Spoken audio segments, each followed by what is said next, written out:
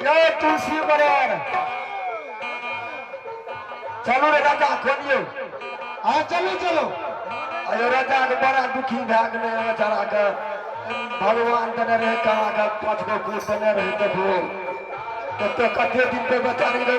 बुढ़ारी में भेले बेचारा के 5 गो कुल से हो तो केना केना भए गेलै पता नहीं। चलो चलो देखिए मरार चलो देखे छी कलर हाथ महाराज देखे न छो यहाँ छे राजा में तब न तगल से दो राजा प्रणाम दे राजा साहब प्रणाम की भेल राजा साहब केना भाग में हमरो तो बड़का खुशी मिली है यहाँ के राज हो रही है तो राजा हमारा राजा के राज में कहना के 5 गो वोट भेल नहीं तो हमरो कहना का दुनियादारी में नाम तो चलती है बड़का अन्याय भए गेलै ने अन्याय भए गेलै केना केना भेल राजा साहब यहाँ आबू ने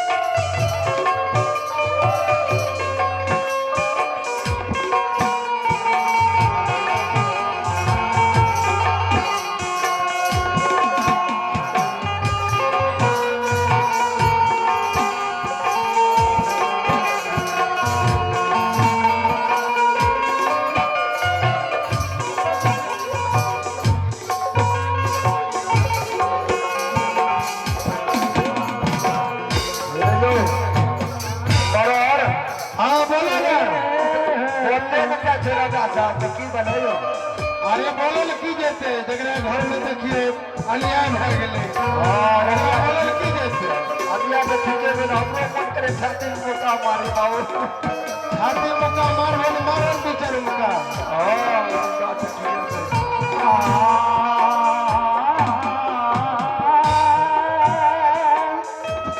कल्ले बेचे राजा के कहिया से कमे छै तो कौन राजा साहब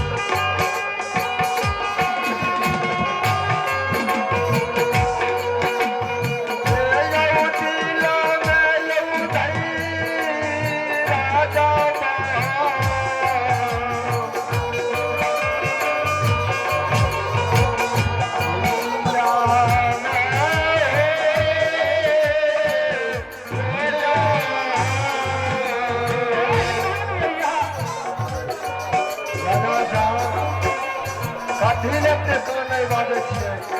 हमरे दिन के बहला जे छियै हे समझ के यहाँ के राज में हमरे को बड़ा खुशी खुशियाँ है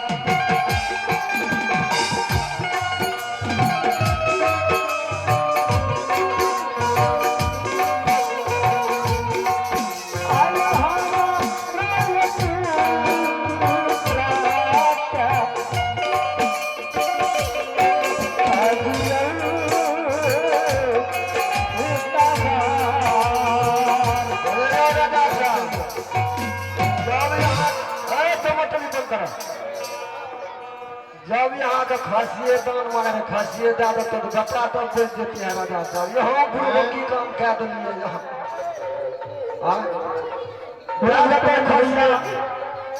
तू सब जाने छो जे हमर गुरु महाराज कोटि नगरी से दुर्बल शरीर लेकर हमरा द्वार पर अले रहे। हाँ तो इस समय में गुरु बाबा के सेवा कर लिए तो गुरु दुआ आशिक दिल के रानी के कोख से गुरु बाबा के वचन पूरा भेले और गुरु महाराज कहने गले रहे हाँ जे तेल जनकन्नी से जा रहे हाँ कल कर राजा तू झूठ वचन का साथ मान लाया